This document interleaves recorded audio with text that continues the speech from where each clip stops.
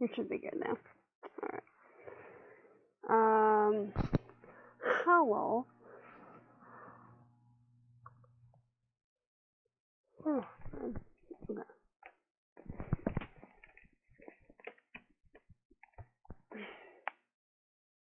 There we go.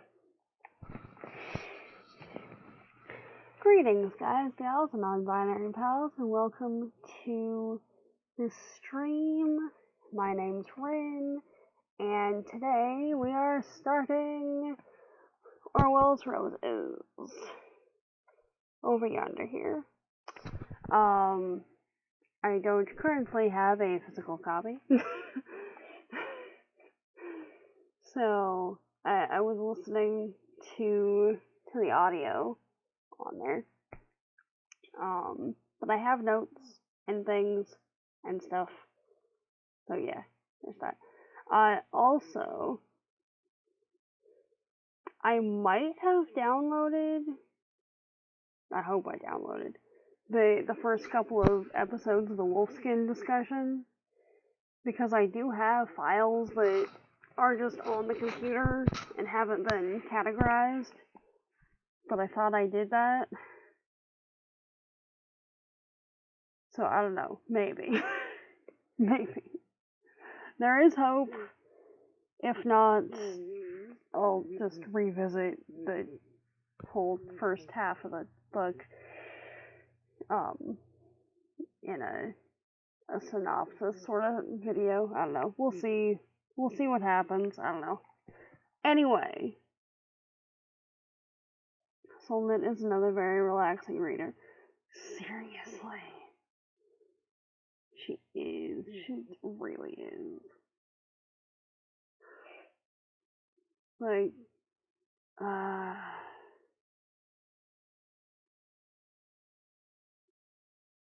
between the relaxing sort of cadence and the prose itself is just very nice. Very, very nice indeed.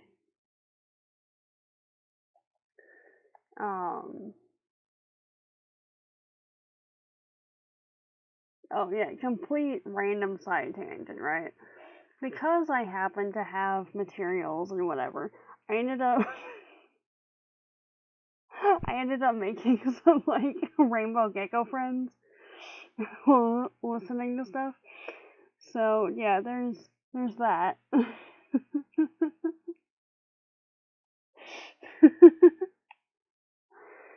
But yeah, anyway. So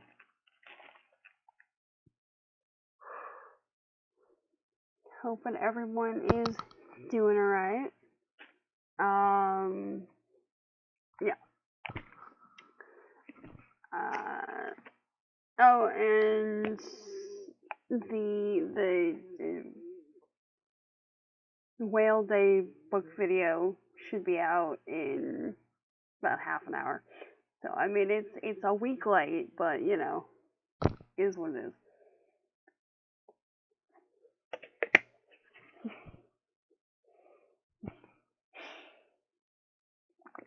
Alright. So before we just dive into it, anyone have particular observations or whatnot that they want to share, or just get on with the discussion times? Already watched and commented. Yeah. And checked out books. Fabulous.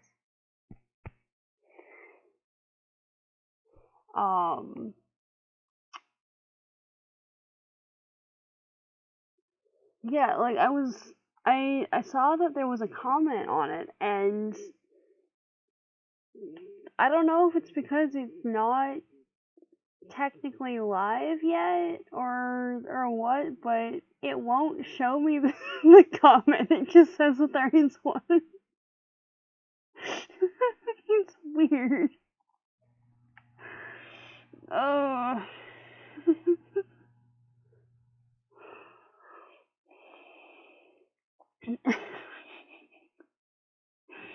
so we'll see what happens with that. I don't know. Like, anyway, many thanks for doing the watch and the comment and the things with that. But yeah, so not sure if it was Solnit or Orwell, but loved where it talked about doing useless.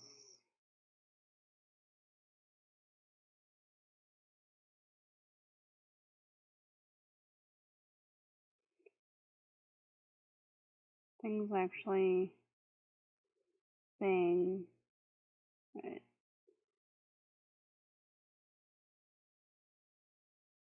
I talked about doing useless things, actually being basically growing roots for your ultimate life purpose. Yeah.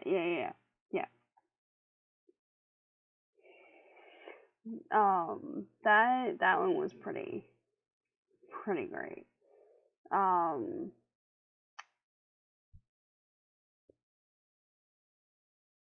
It's like that goes along with the idea that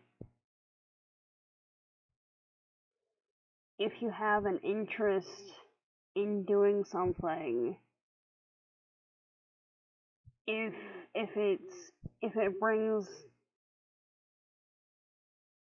happiness, if it's something that is benefiting like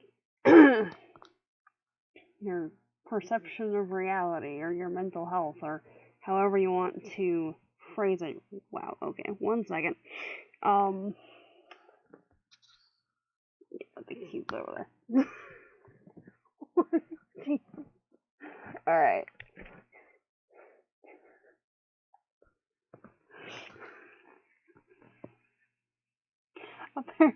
Apparently, the fidgets, the fidgetiness is out in force today. So like if you hear the clicks and whatnot, it's this guy.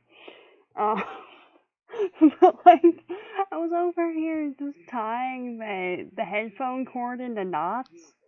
So yeah, that's where we are right now, apparently.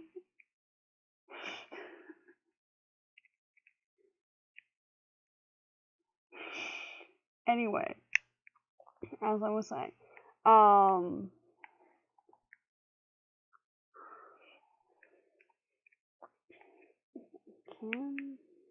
I just, there we go.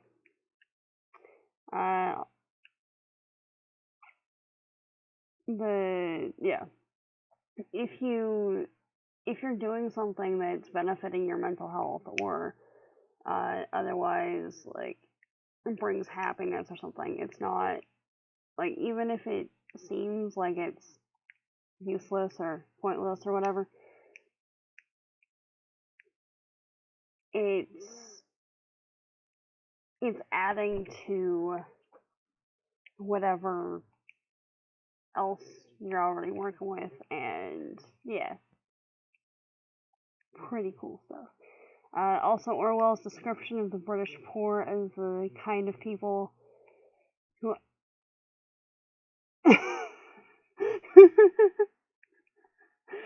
the British poor is the kind of people who append of fucking to every noun, but are the kindest people you'll ever meet. So accurate. It is. It is. Like, seriously. Orwell turns out to be much more interesting than we thought. Yeah. Like, honestly, here, I've never actually read any of his work, I don't think.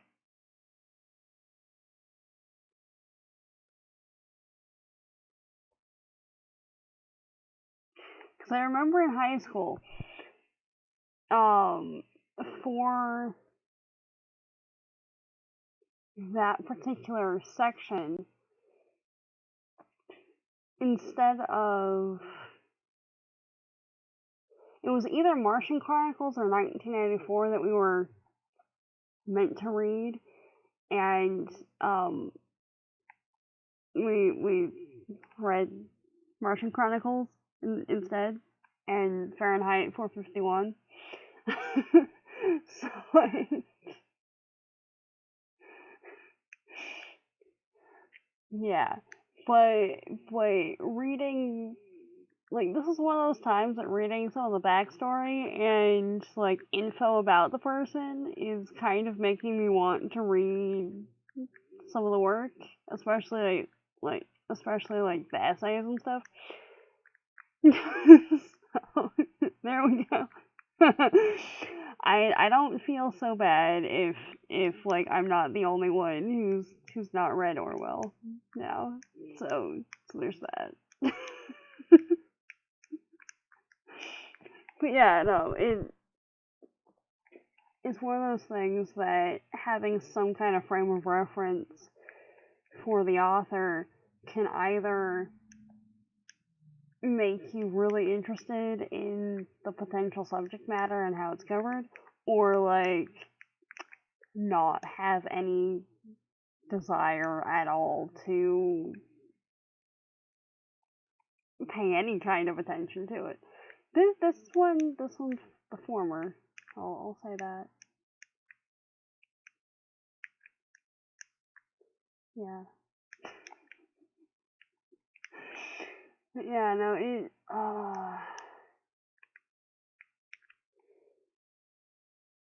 it's not all grim politics. Yeah. Yeah, exactly. Exactly. And I mean, like, grim politics is interesting, but also,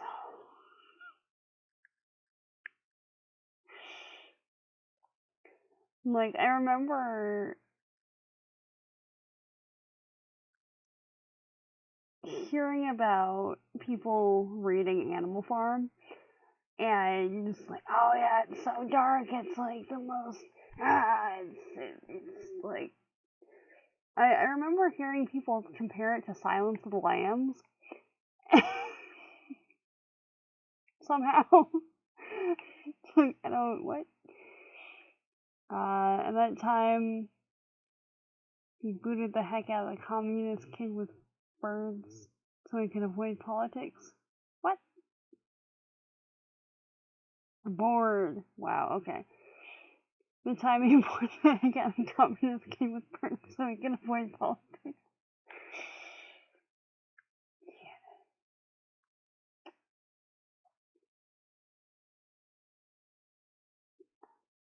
Yeah. No.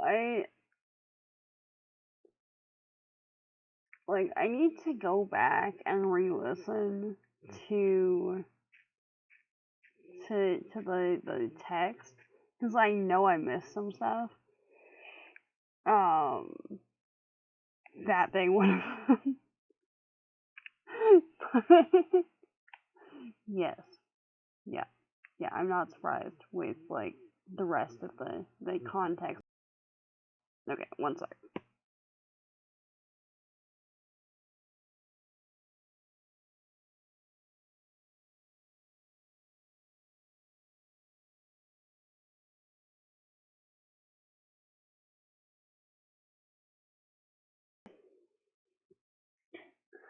Yeah, no, okay, now, no,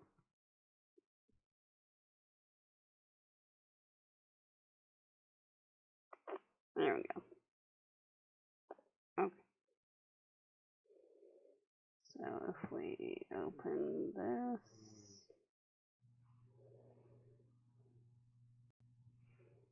you definitely need to go back and re-listen to stuff.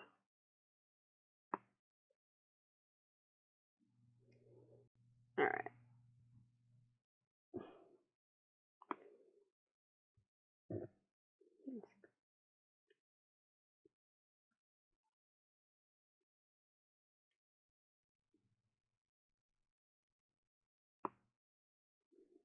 All right.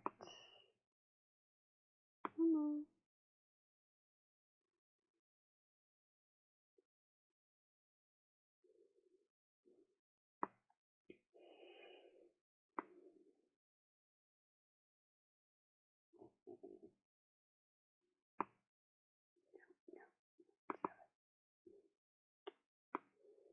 One sec. I'm just trying to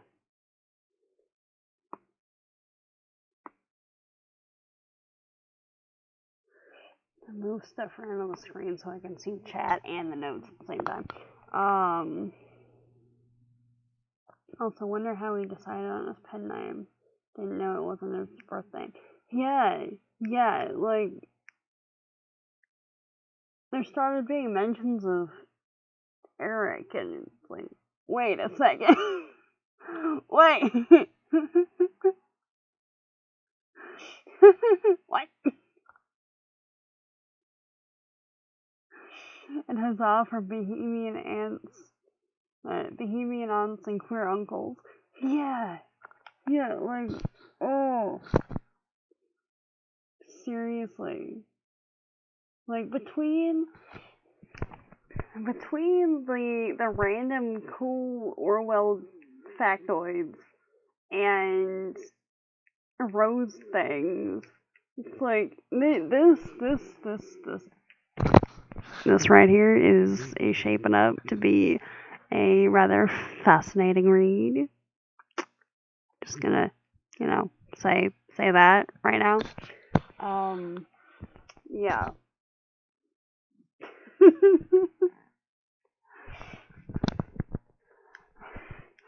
And is serving as a jumping off point for wanting to, read some of Orwell's gardening type stuff. Like, which is not a sentence that I thought I would say. When incidentally, let me just do a quick search here.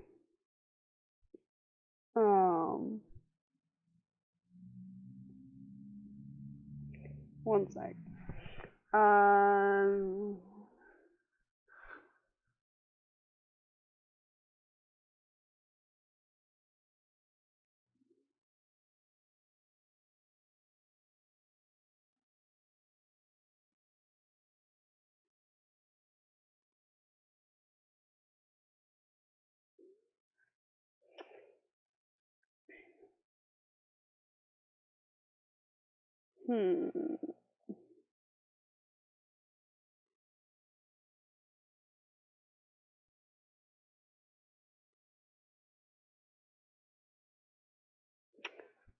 Well, there's, yeah.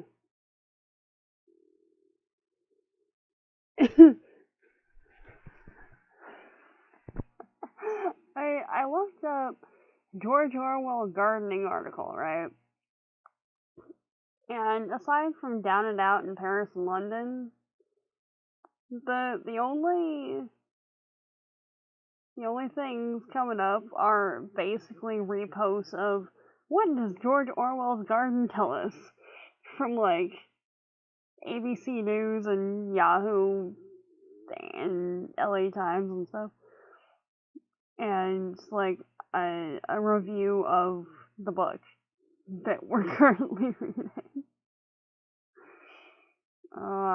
Okay. Let's see what happens if I type in essay instead of article. Let me type, dang it. What are you doing? My phone is being a jerk. Alright, here we go.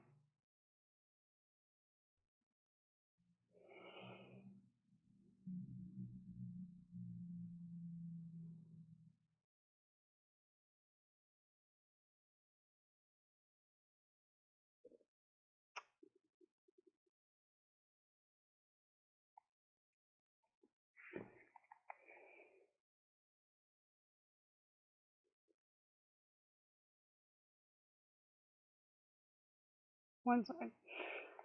Those experience in the Paris hospital sounds very applicable to today, which is very sad commentary. Yeah, no, like, it got to that part, right?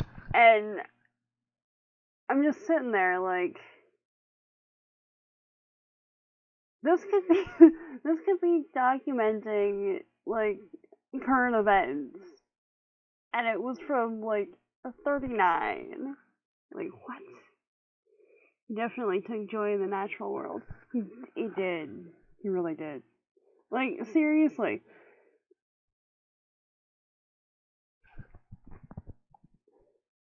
The idea that 39, so 22 now.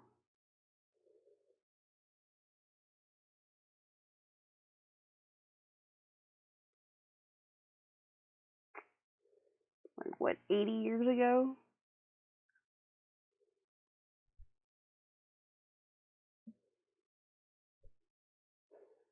And the tech is different, maybe? But past that, nothing much has changed as far as how people are treated in a medical setting. Especially when there's a lack of financial stability involved. Like, what? And there's people arguing that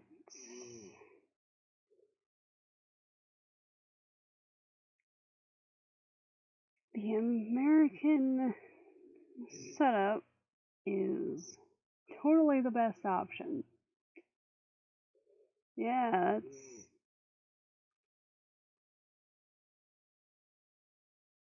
that seems legit. Alright.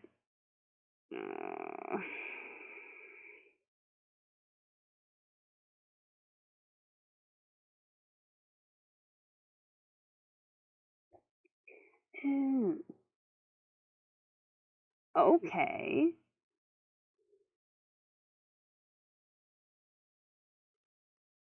Alright. I found a thing. Ended up, like, clicking through, like, random stuff and found a list of Orwell's essays. And if you click on them, it takes you to the Orwell Foundation and a copy of said essay.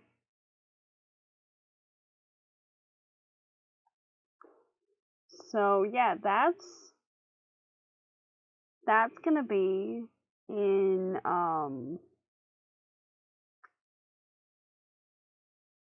the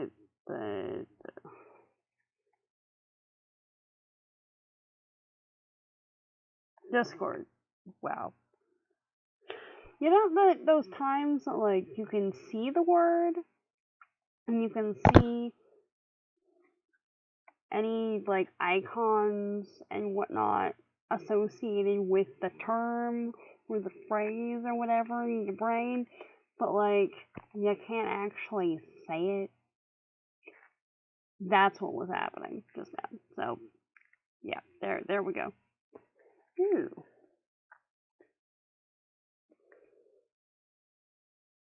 There's definitely some interesting tiles in here right now.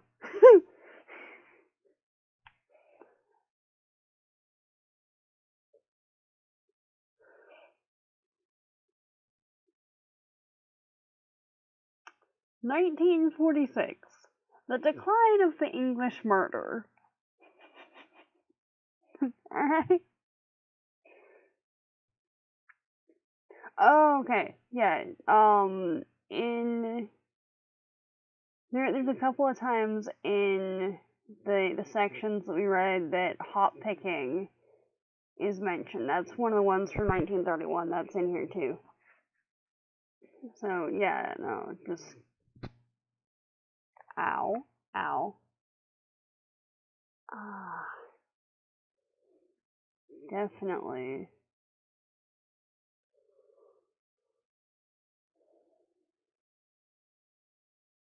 A couple of them about Kipling.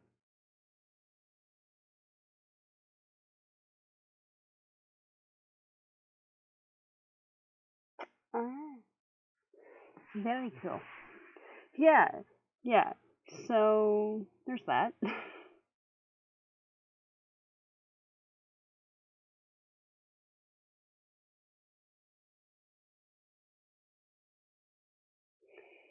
Okay.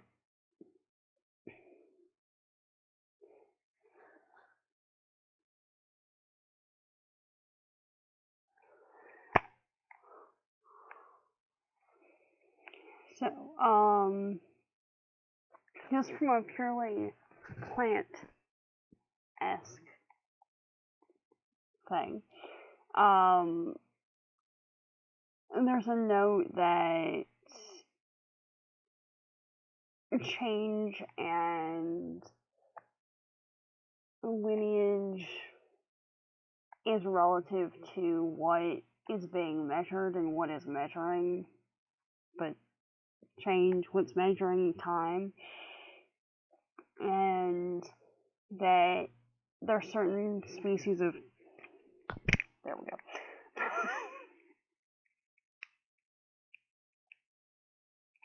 There are certain species of trees that can live for about 2,000 years, if not longer.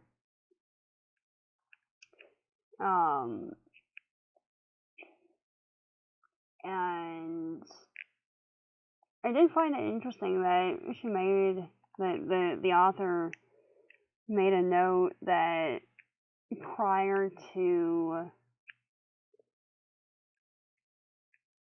finding the rose bushes,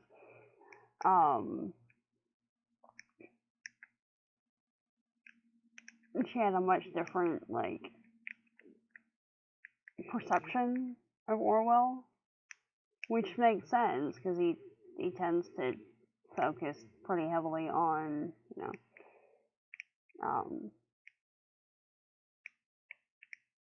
politics and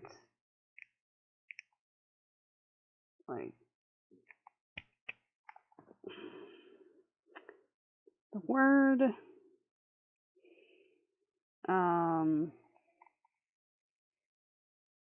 not something that's not just there for aesthetics.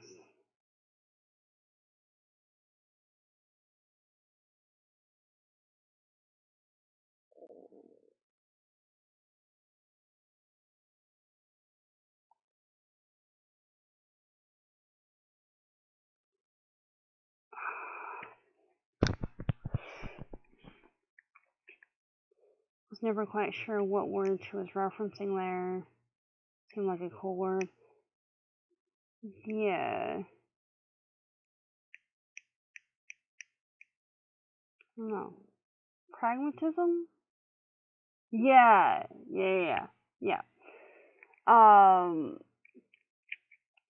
That's not the one that I was thinking, but I'm pretty sure that's the one that she used, and it means the same thing as what I was thinking. Okay. Yeah. So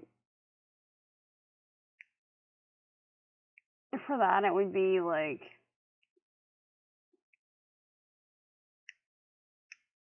planting fruit trees made sense for how she perceived Orwell because it served a purpose. It was a functional thing. It's the same as having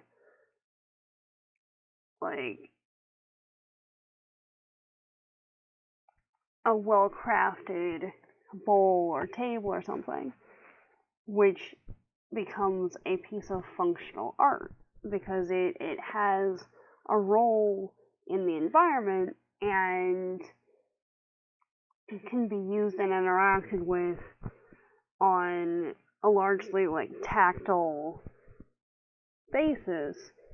And in the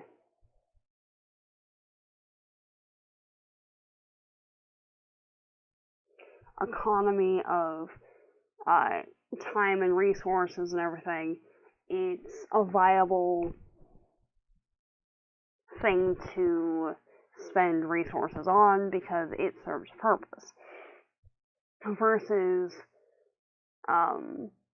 a purely artistic sculpture or roses that, by and large, tend to just exist and they look nice, but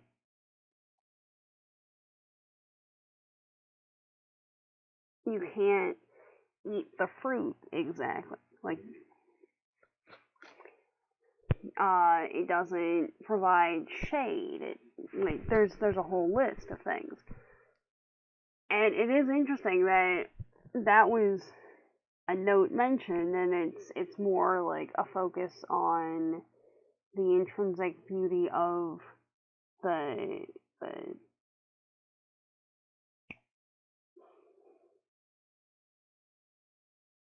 the thing, the plant, the art piece versus function. But even in that, a piece of art functions as a thought-provoking thing. It functions as something to make you think, something that you like looking at, so it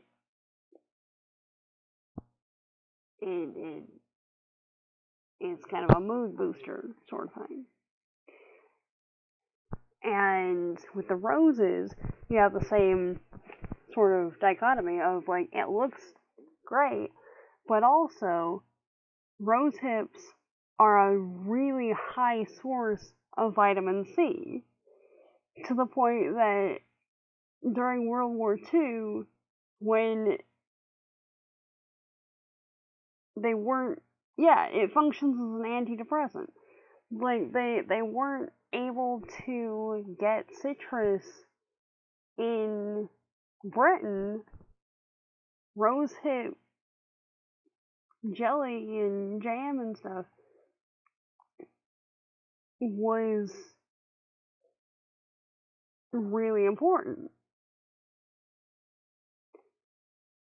And on top of that, you have the perfumes and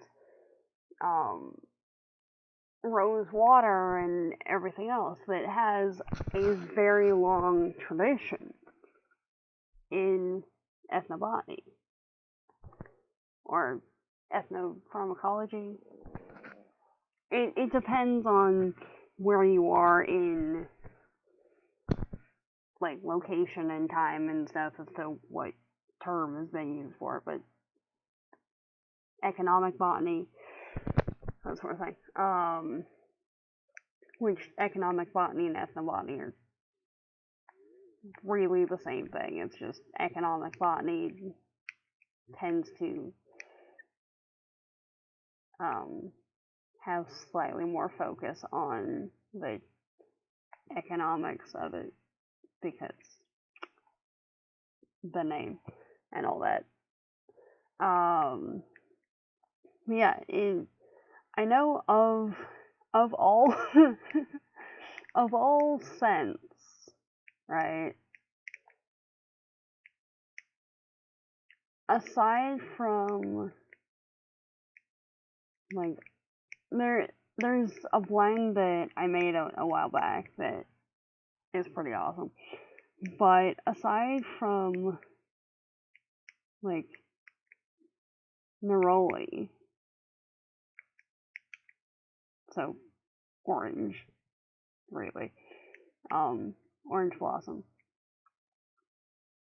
rose is pretty much the only one that, if I'm not doing too great, I can smell it and it helps calm everything down.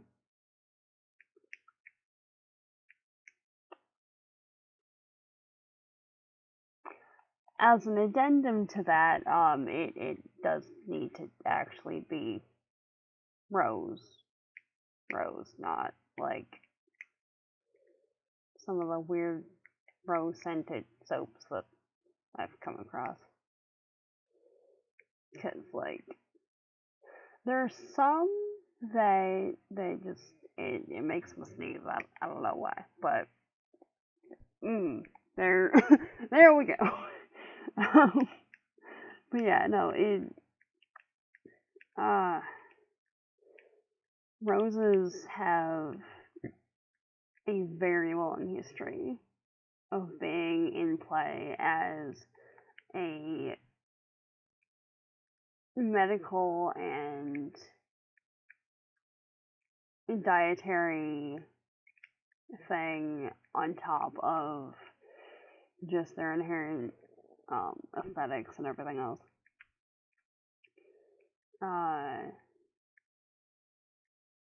That and like, depending on the species and the variety, there's some that like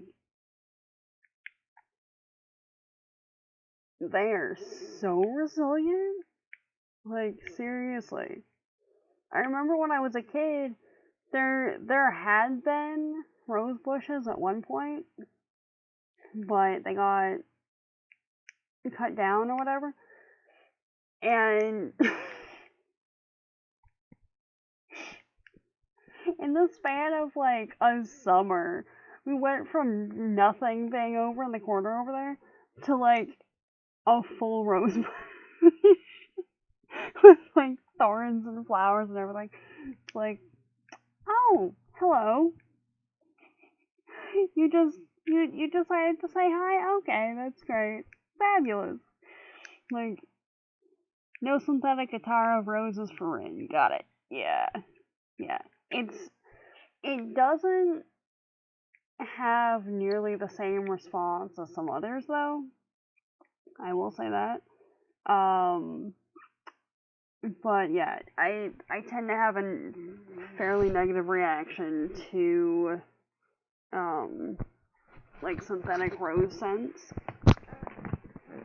But the the end all of doom for that still lies entirely with lavender and lily. I can't remember if it's calla lily or lily of the valley. I think it's lily of the valley. But, but those two, like, the lilies I can't handle just point blank. But lavender, like, if it's actual lavender, I'm usually alright. But if it's at any, like, in any way synthesized, especially if it's in an enclosed environment that I'm opening,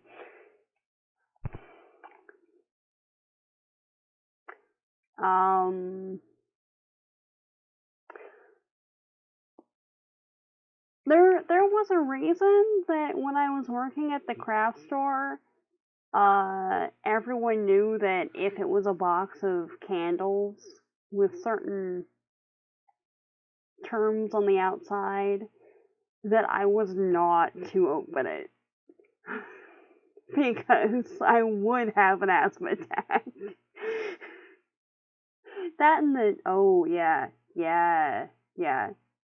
That's the big three right there. Okay. Fake lavender, lily anything, and eucalyptus.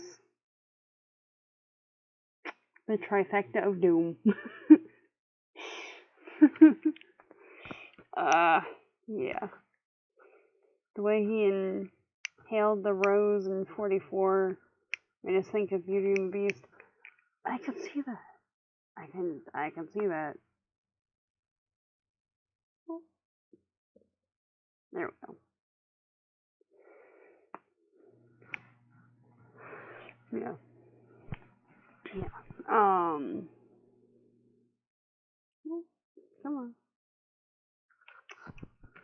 Yeah, no, it. Oh.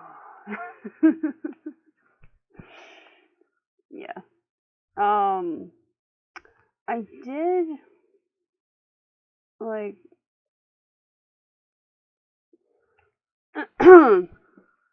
It was interesting though, because we've got part one that's kind of the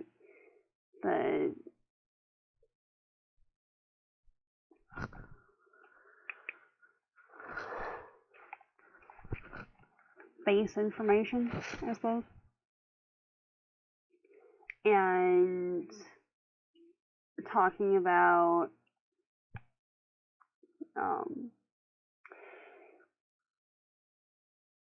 Orwell and how the garden was set up and everything.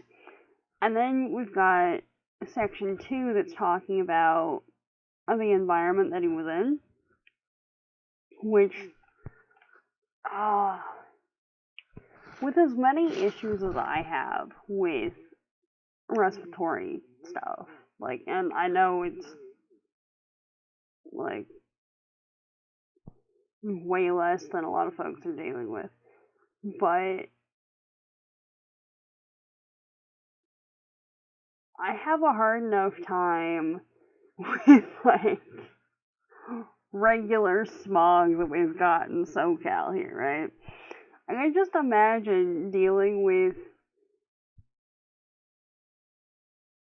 the, like, a massive coal smog that was happening in Britain.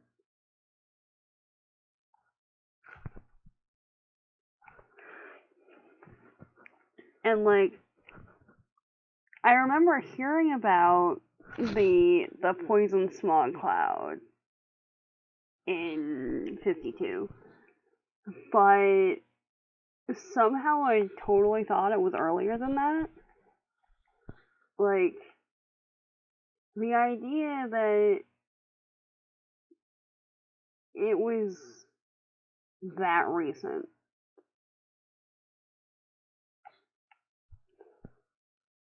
And, like,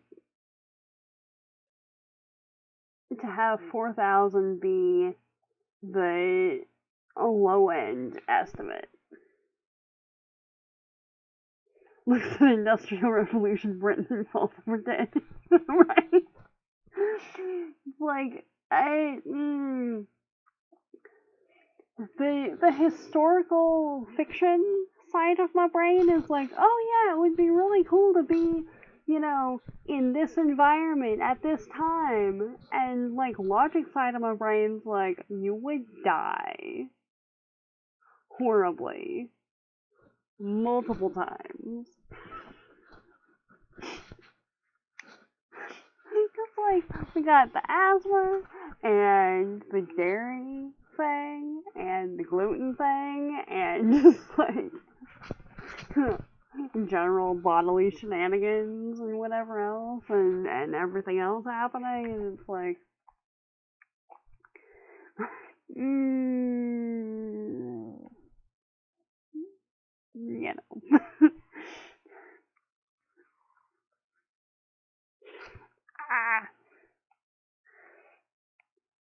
It's like, I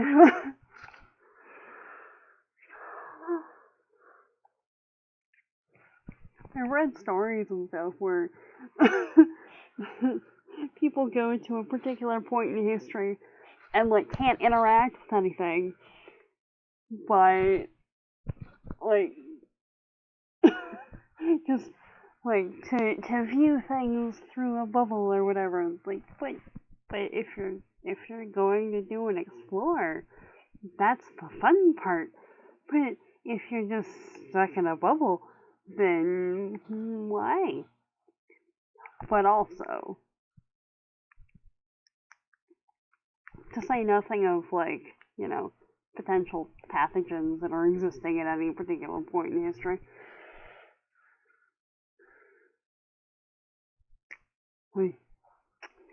Yeah. Pretty much everything between the medieval period and the Industrial Revolution.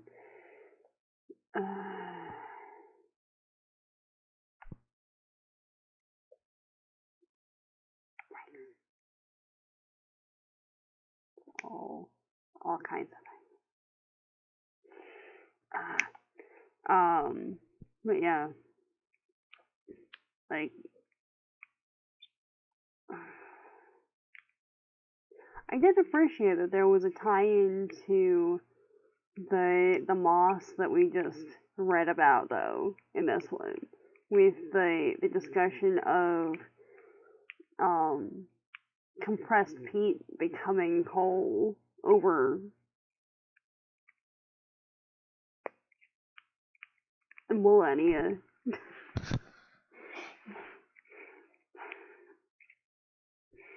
The removal from the reality of how that coal is produced. Also a problem in steampunk and IRL today. Yeah, no.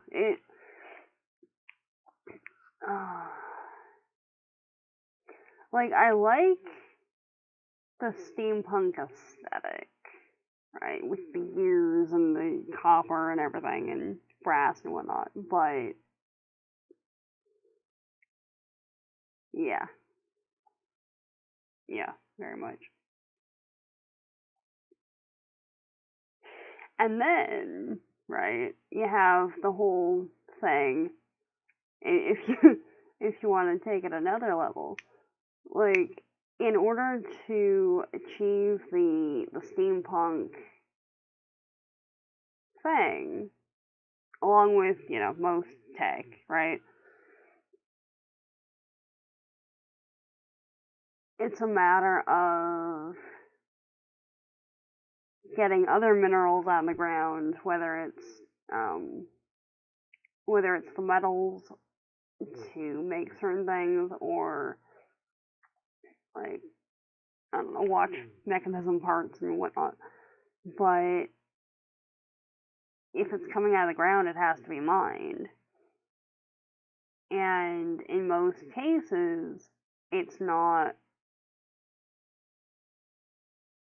at least historically, I suppose. There's some companies that are getting slightly better at it now, but in most cases, it has to be mined, so you have the same setups that are being described in Orwell's accounts of the coal mines in the 30s happening today for tech parts.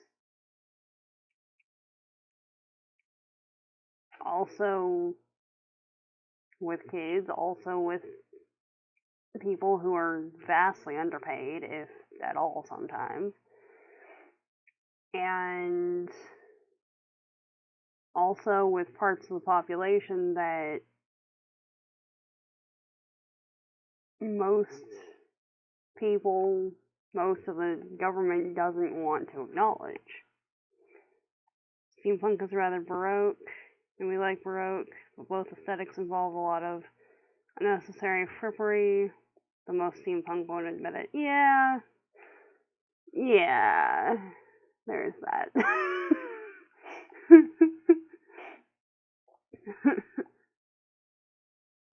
Like, oh yeah, no.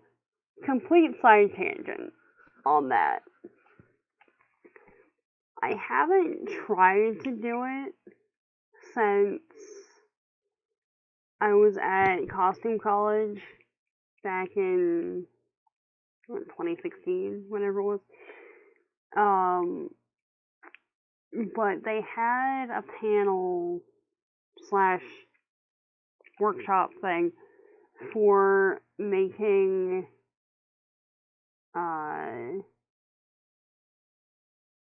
animatronic wings.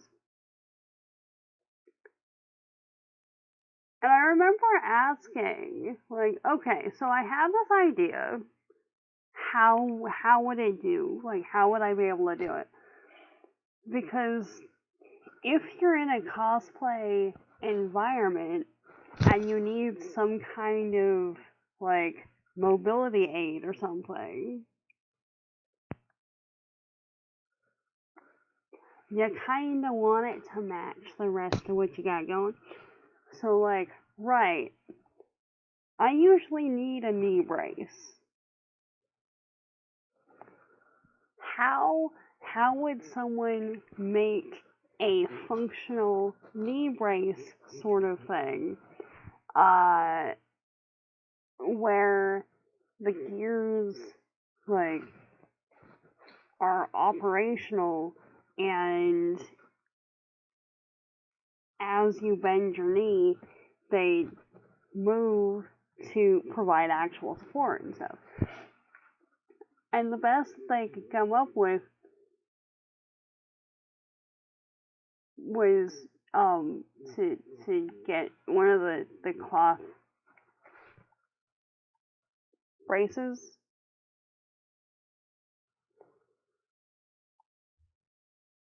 and just put a mechanism on the side of it that you could like switch on and off. That would just like do its thing.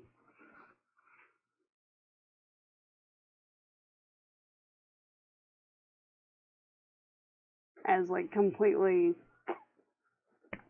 on a thing. I'm still trying to figure out how to do that. And like, because I have it in my head, but I don't know how to execute it. And it's bugging me. Anyway, back to the chat over here. And yes, the problems, the mining for tech, lack of meaningful recycling, is cosplay anti-eco-conscious, costumery in general. It depends on how it's executed on that one. Because you can kind of say the same thing with a lot of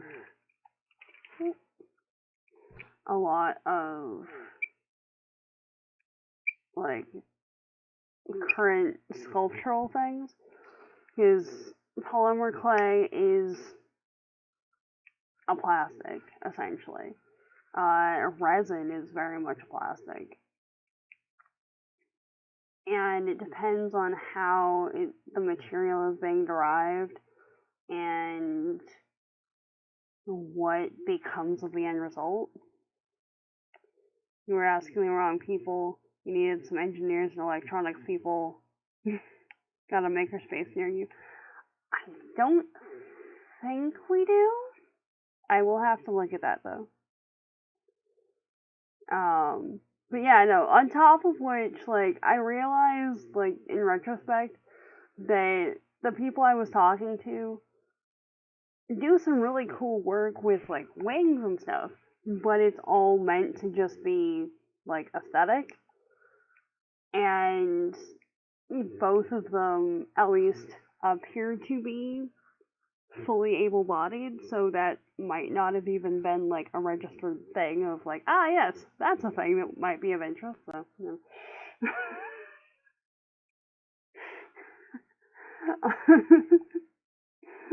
So yeah, no, totally. I will have to look at the makerspace idea though. That could be fascinating. But yeah, it depends on how the materials are sourced and where they're sourced from, admittedly. Which you get into issues with ethics and financial viability and everything with that too.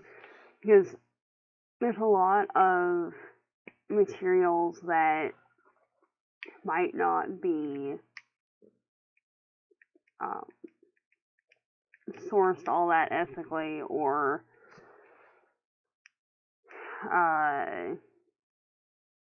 the factory that they're from doesn't have great standards or whatnot.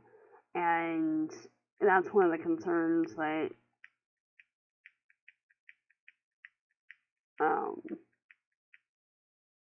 is usually associated with,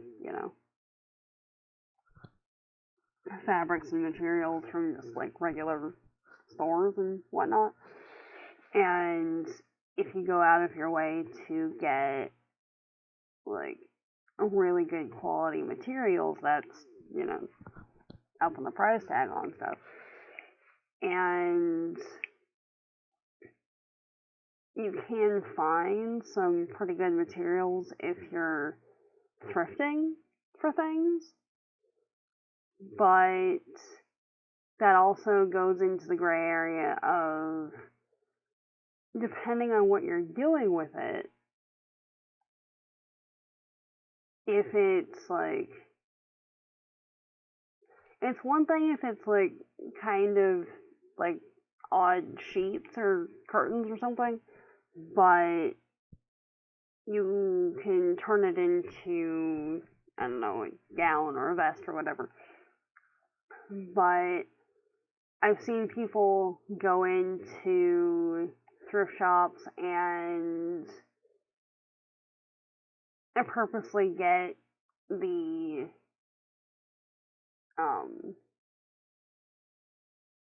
larger sizes of clothes, because then they can be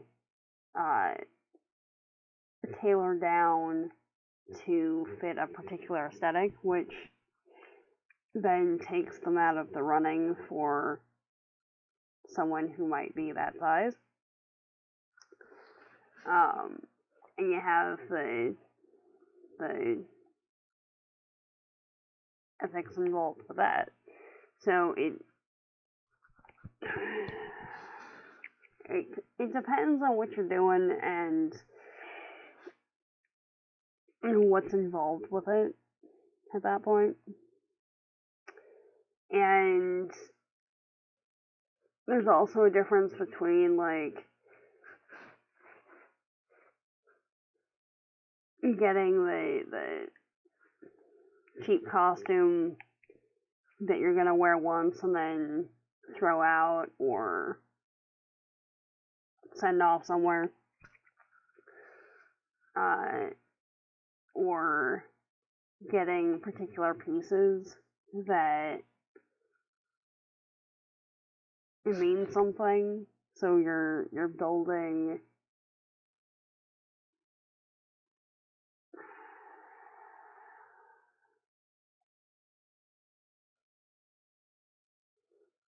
the only description that's coming to mind right now is building a costuming identity.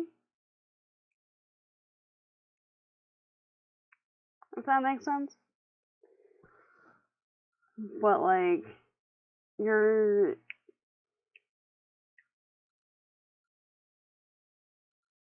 where it's like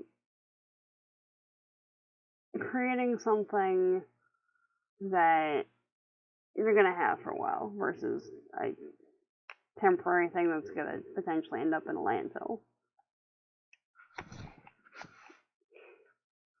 Which could have, pretty cheap components depending on what you're doing. But yeah.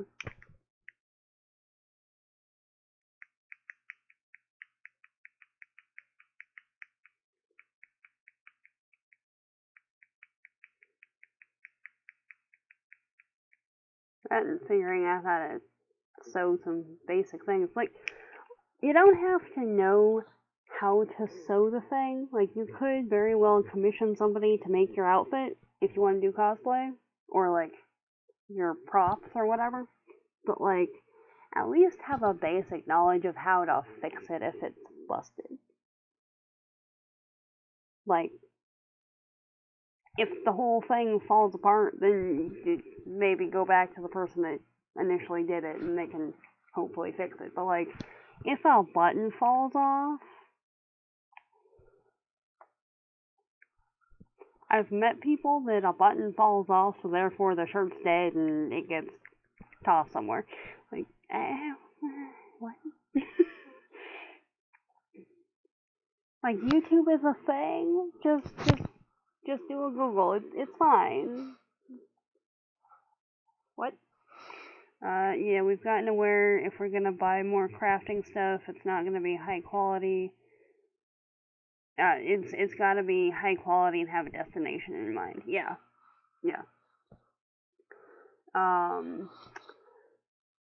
Uh-huh. It took me a bit to get there.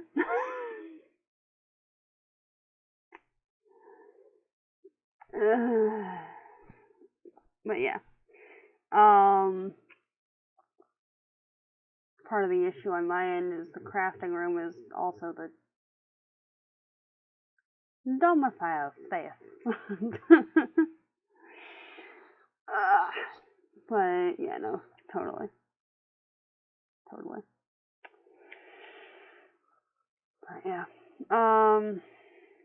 Yeah.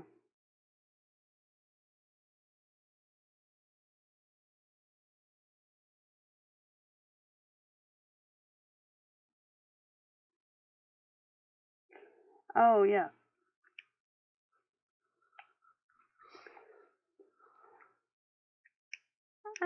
As a thing, right? There's usually a stash building for stages. Uh-huh. Which, you know,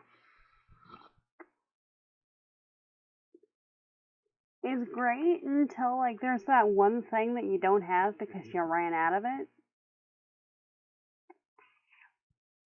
Also, unfortunately, the learning stages tend to be inherently more wasteful. Yeah. Yeah. Exactly.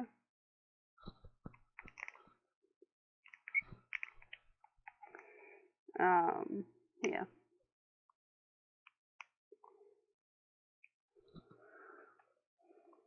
There's certain,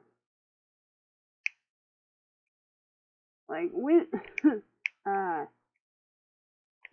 I can't remember if it was an Orwell quote or, an observation that Solnit made. But there's a part in section 2, chapter 2, I think, that is talking about how during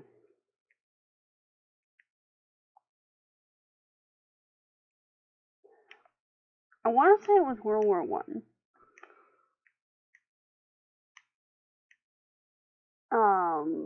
Russia was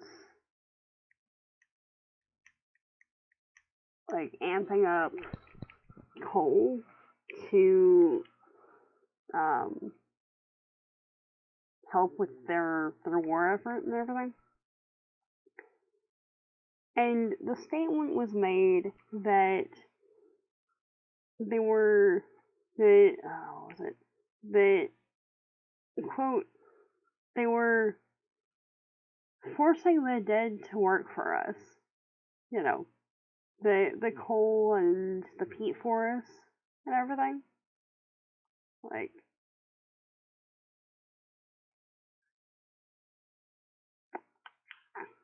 yeah, pointed there. And especially because, you know, the forests of the Carboniferous period, or well, the plants of the Carboniferous period, were the source of like 30% of the planet's oxygen.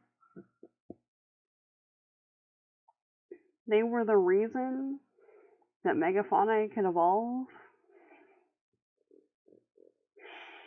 And all the carbon absorbed during that period was stuck in coal. And over the last like 100 odd years, it's just kind of back into the environment. Yeah. Our society is based on necromancy. You're not wrong. You're not wrong, Nico. That one thing you can't get any more of. Bullets. Yeah. Yeah. Mm-hmm. Mm.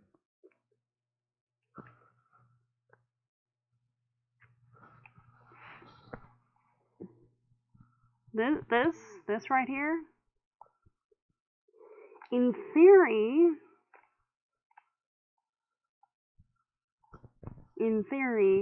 is not a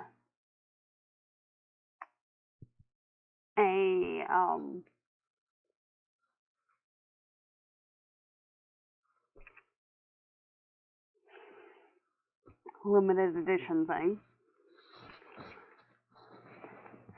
But, just to have another skein, I was trying to find one, and it doesn't seem to exist, at least at present. And, like, just to give you an idea, right?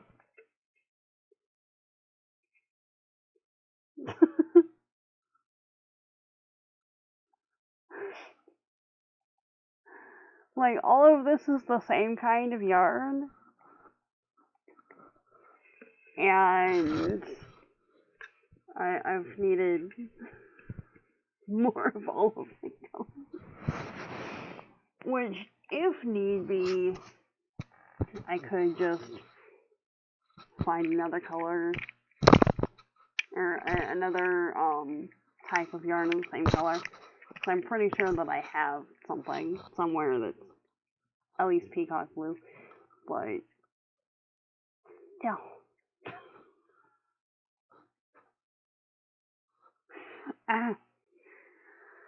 Yeah.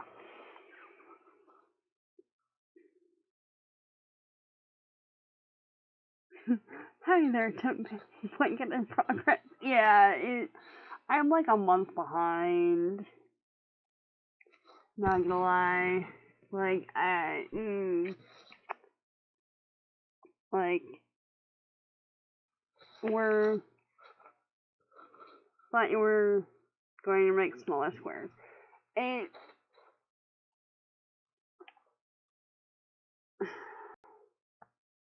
nah. Like, we're here right now, so I need to fill in, like, these days. But, like, the red over there is the last one that I actually did. So, yeah.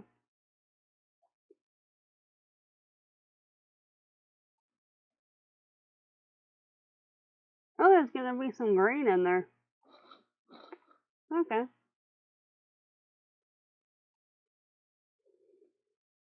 There's 4 days in a row that it got high enough to have the average be like 70, 71, something like that. Because it was 90 during the day.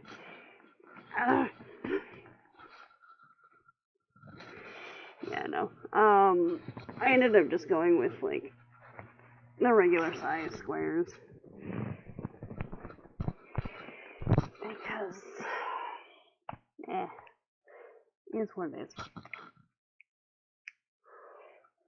But yeah. I don't know.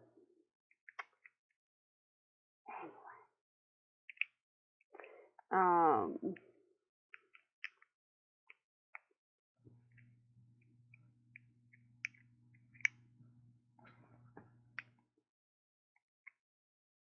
Yeah.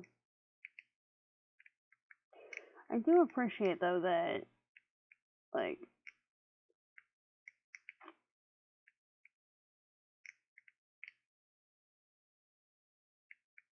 chapter, or section 2, we've got a discussion about both geologic time and geologic time compared to human perception of time, and how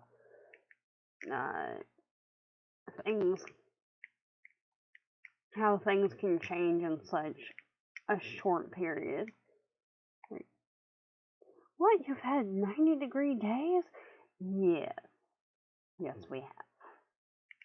90-degree Fahrenheit. What was it?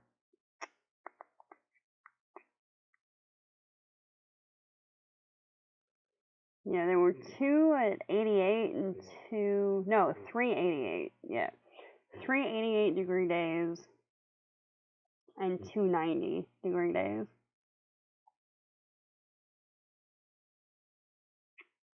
Yeah. And then it promptly went back to 70 and 60. Because why not? Like, seriously. It's like 2 days before Valentine's Day. What are you doing, nature? Like, why? Why is it 90? Why is it 90 on February 12th? Like, what? Sounds horribly wrong. Hello, global warming. Yeah, like, I mean, having it be 50 in the depths of winter during the day, alright, that's cool. I was a weird kid wearing shorts to class in 50-degree weather. But, like, alright, 90 though. I don't know. I don't know about that. Like, if it's 90 in February, I can just imagine how bad it's gonna get. In like June.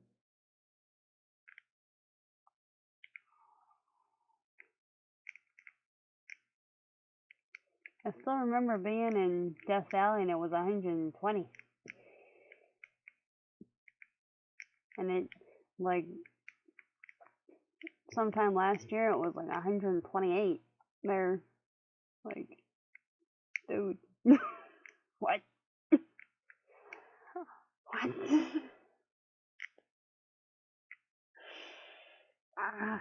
Anyway. Yeah.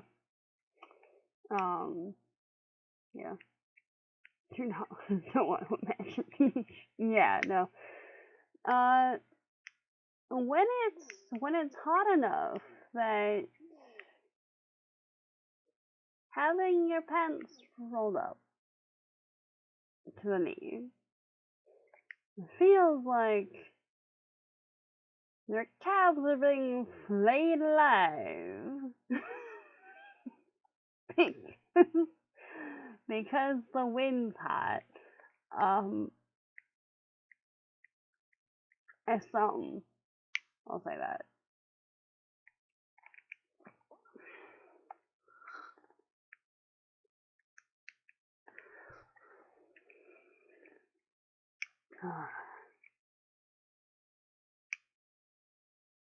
That unless they've changed things in the last, like, decade. The only, like, rest stop type place in the entire area is, like, there's a gas station slash convenience store thing. Scotty's Castle. And the Furnace Creek Ranger Station. Each about half an hour to 45 minutes from each other. And, like, if you want anything that you can't get at one of those three, you have to drive like an hour and a half into the next town. Yay, desert. Yeah. Meanwhile, it's been in the 50s and below, and we think that's unreasonable. Yeah, no, out of curiosity, do y'all get snow up where you are?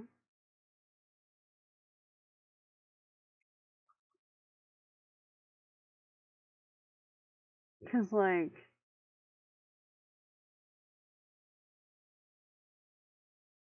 I remember we got snow in the foothills when I was like 7. I know this only because we were doing a scout thing and had to drive in it.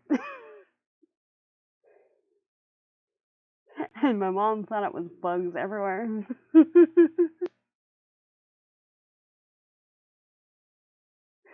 Because SoCal. The non-mountainy part of SoCal. Past that, the last time I've seen snow was like in Canterbury. So, yeah, that was a trip. On the tops of the foothills, yeah. Yeah.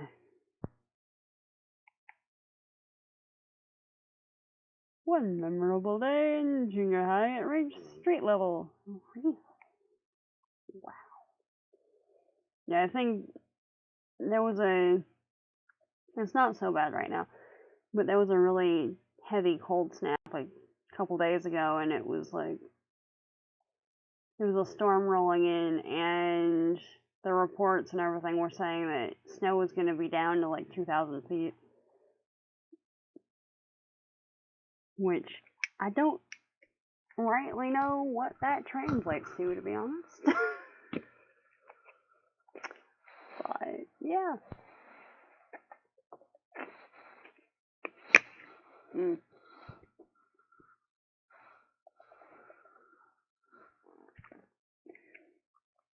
Yeah.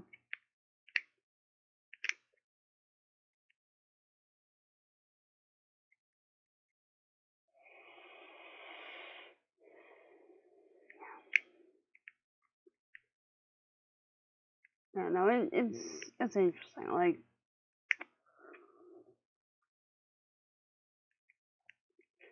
when I try and conceptualize like human history and where the Industrial Revolution is in there, oh wow, okay. One sec.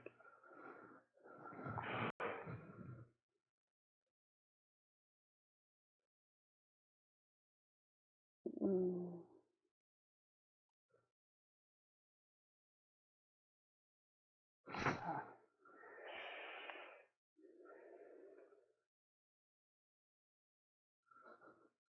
And we're back. Alright. So really high pitched sort of sound. So. All good now.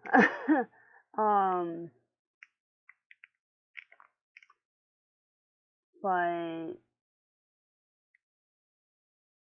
what was I saying?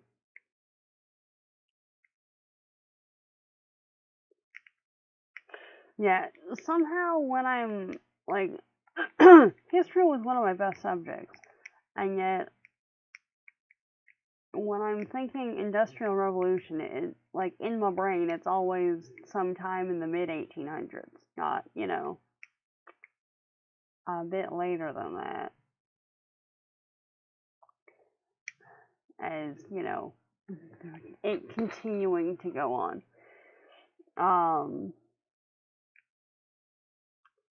We tend to get sleet or hail if we're getting frozen rain products.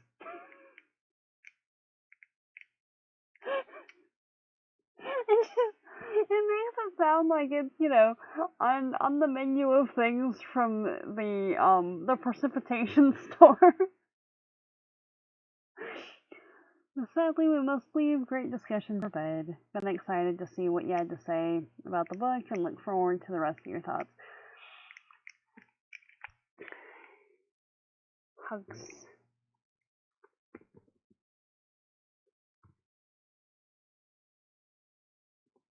There we go.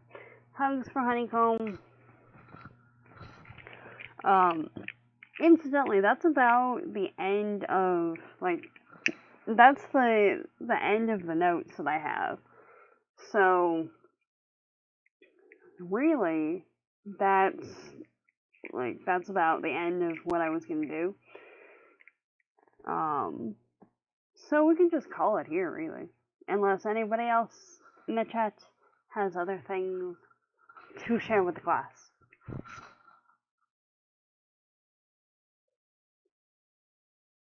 I don't know.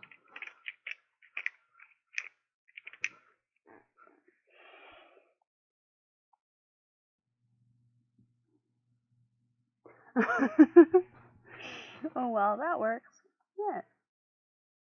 Also, just I just noticed that the match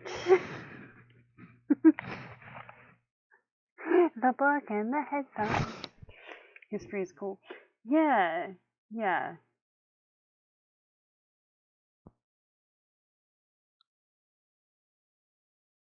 Yeah.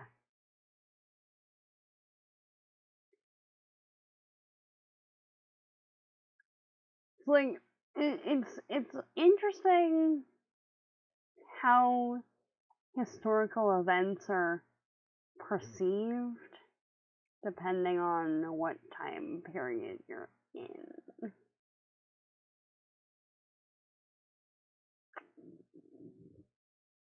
Yeah. Aesthetic on point. Yeah. Like I once upon a time I knew someone who was convinced that if time travel was a thing and they went back and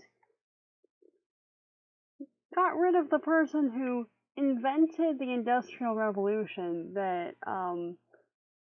none of the issues that the planet is currently dealing with would be a thing.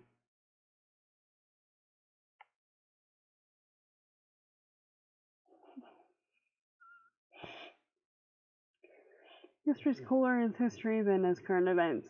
Totally. Totally. Like, I'm totally down to learn about, military and naval history and all that, but like as a current event thing, yeah, no, not so cool on that one. Not so fun. But yeah, so there we go. Yeah. So, do we want to do sections 3 and 4 for next week? Does that sound good? I don't remember how much that is exactly. Books. There we go.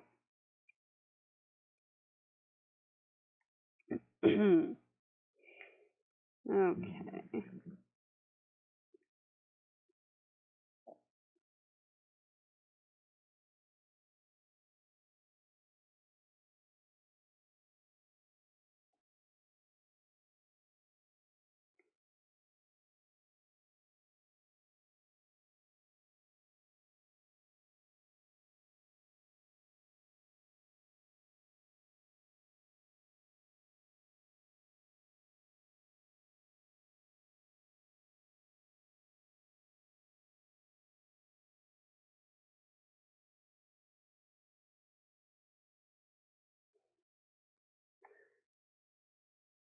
Okay. I'm having a brain moment. Uh, what's what you asked me?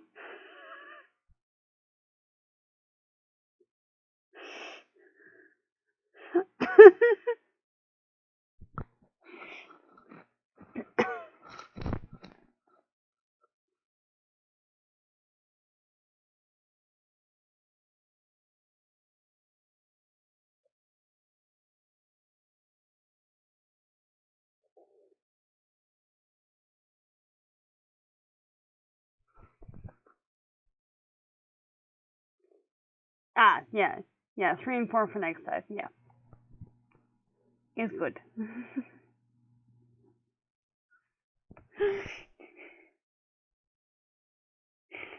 uh, okay.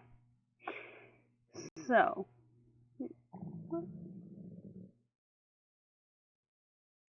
one sec.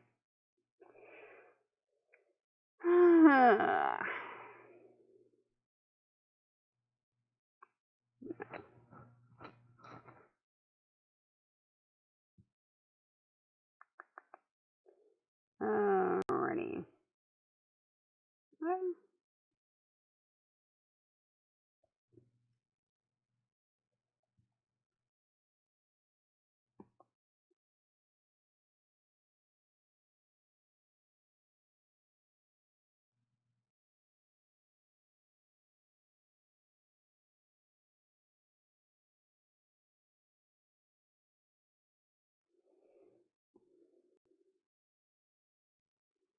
Hmm.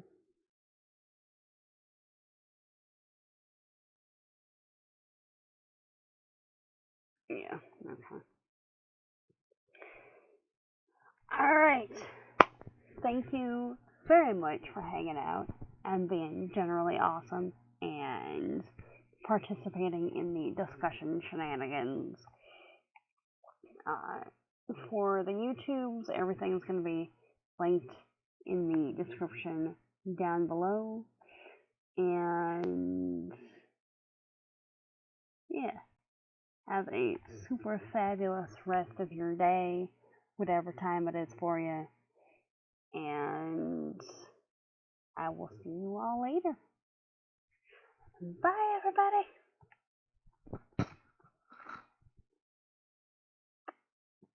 And